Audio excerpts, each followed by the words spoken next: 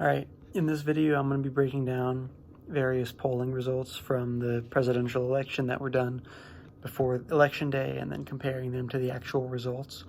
And I'm going to try to explain why I think the polls were off, but not as off as people might think. So I think the first thing we got to look at is the popular vote. So as of right now, there's still vote coming in, but the popular vote is Biden at 50.8% and Trump at 47.4%. This is all from Real Clear Politics. And so I'm going to be comparing their poll averages to the final results. Now, the Real Clear Politics average had Biden at 51.2 and Trump at 44. So what you see is the spread for the average was 7.2, the actual spread was 3.4. So that's a pretty big shift, but it's not anything out of the ordinary that can happen in an election. What's interesting about that number, though, is look at the final result for Biden and the average for Biden. They're almost identical, 50.8, 51.2. That's about as spot on as you can be as far as accuracy goes. Trump, on the other hand, was underpredicted by 3.4 points. So that's pretty drastic. But what you see is that 51.2 and 44 don't add up to 100%.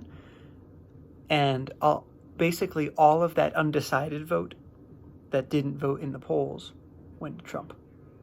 So that trend is what I noticed in the popular vote. And I'm going to look at some of the states. I'm not going to go into the states that are kind of contested right now, but I'm going to go into 4 states that were considered swing states that kind of followed this trend. So first, we're going to look at Florida, my home state. So Real Clear Politics had Biden at 47.9 and Trump at 47. So pretty small, 0.9% lead. So let's say Trump won it by a narrow margin. That wouldn't be like,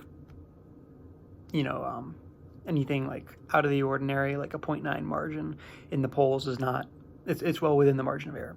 But Trump ended up winning 51.2 to 47.8. So he won by 3.4. That's 4.3% swing. I'm doing math on the fly. Don't quote me on that. So that's a pretty big shift for one state. And even the most generous poll in Florida had Trump up by 2. So he outperformed every single poll. There wasn't a single poll that predicted how much support he was going to get. Another notable thing is that he got over 50% of the vote, which not a single poll had that happening. The only poll that had either candidate getting over 51 or over 50 is CNBC, which had him at 51, up by 3 points. So again, look at the final result, which is 47.8 for Biden, and the average, which was 47.9. So that's a 0.1 difference. That's like spot on accuracy in the polling world. Whereas Trump was underpredicted by 4.2%. But what we see is they were able to accurately predict Biden's share of the vote, but they underpredicted Trump. And what I think is that all of that undecided vote that didn't vote for either of them in the polls went to Trump on Election Day. Now, at the end of this video, I'll explain possible solutions for why that is. But for now, I'm going to move on to Ohio, and Ohio's a pretty drastic shift. So they had Trump up by 47.3 to 46.3 in the polls. On Election Day, Biden dropped by 1.1. So he went down to 45.2. That's, again, within the margin of error for polling. That's not too surprising. And if you look at like some of the polls, you see here, like one of them had 44 for Biden, one of them had 45, one of them 47, one of them 49. So it's not out of the question. Trump, on the other hand, 47.3 in the polls, went to 53.4 on Election Day.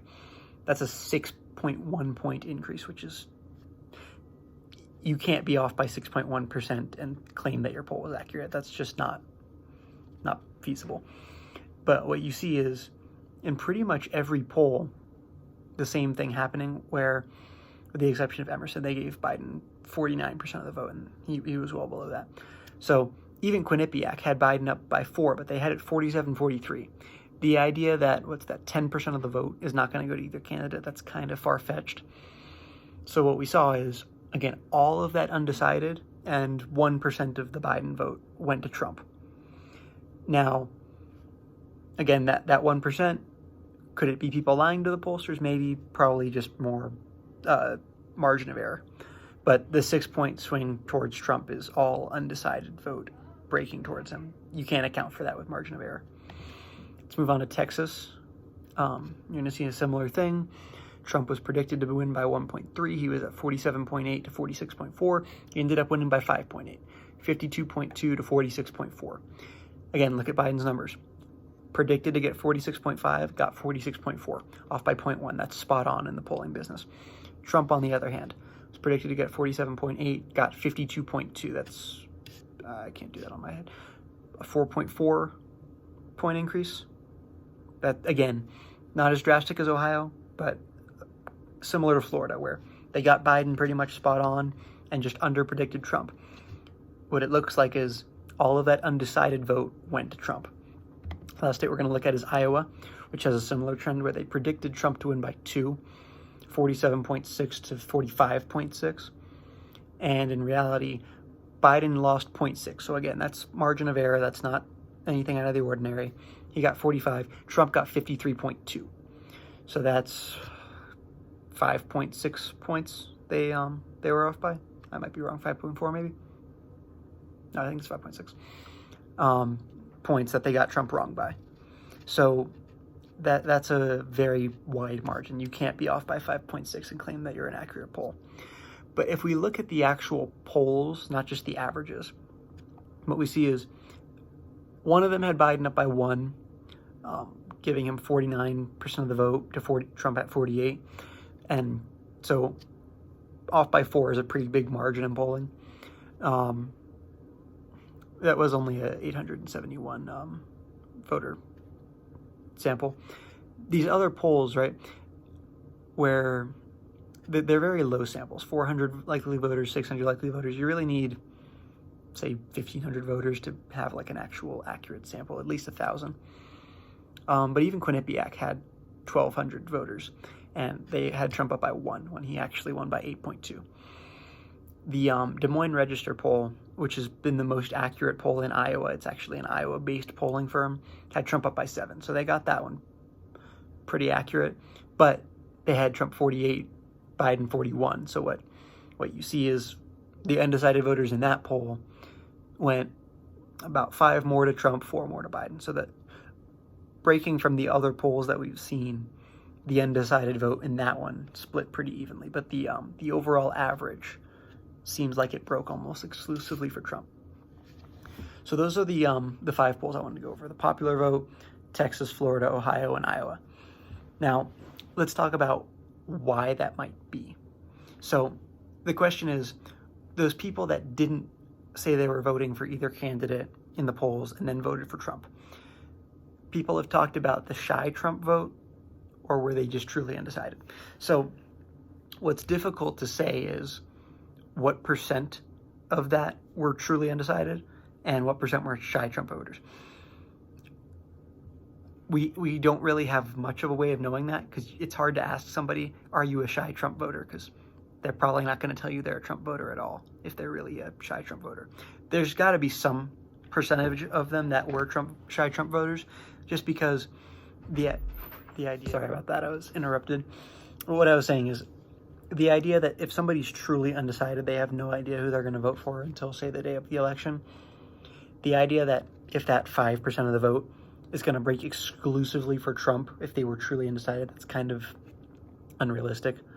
Like, take a sample of any 5% of a population, and you're not going to get that, 100% margin or 90%.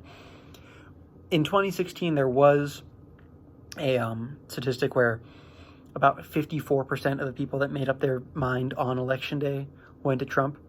So it's not implausible that the truly undecideds did break for Trump, but it's also likely that people that were going to vote for Trump, maybe they didn't like him, they just didn't want to say it out loud. They wanted that to be kept between them and the ballot box.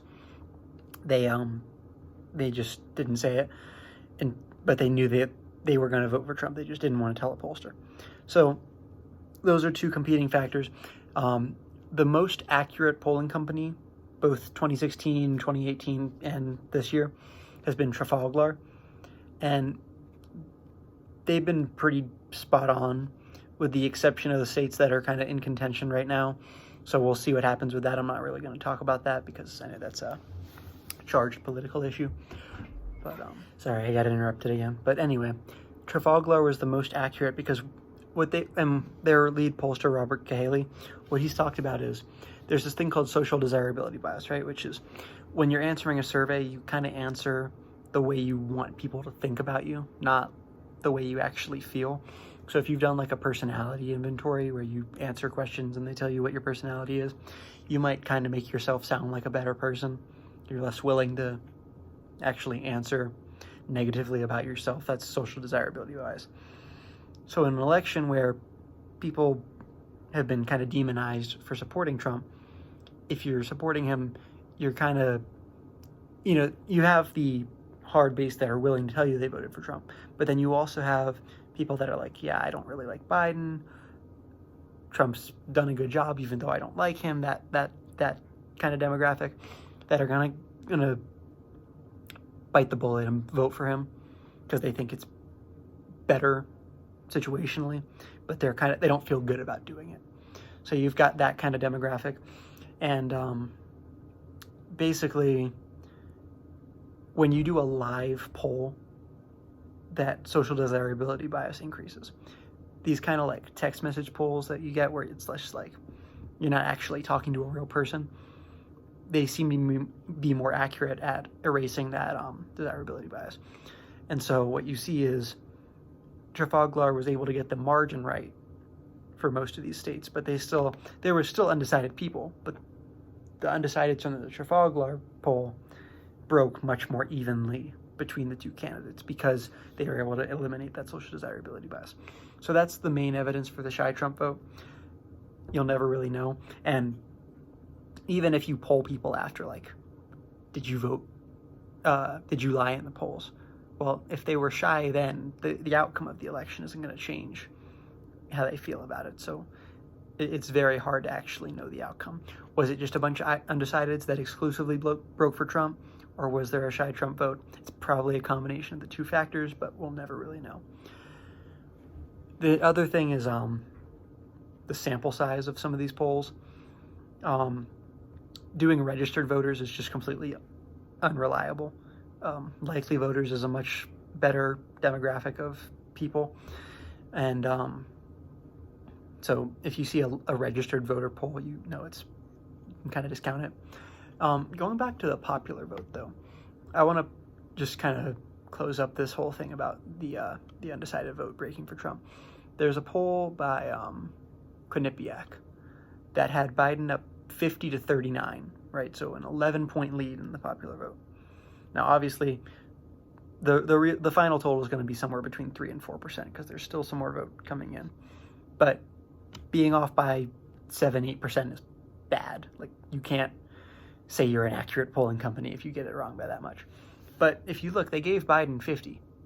That's about what he got. Like that they're not off in projecting Biden, but all of that undecided, or not all of it, but a hefty margin of it went to Trump. So that's what I'm pretty confident in, is these polling companies were actually very accurate when it comes to predicting what Biden would get. They were just not able to get the Trump margin right because people said they were undecided. So you can disagree with me if you want. That's what I think, but it's interesting. See what happens next polling cycle.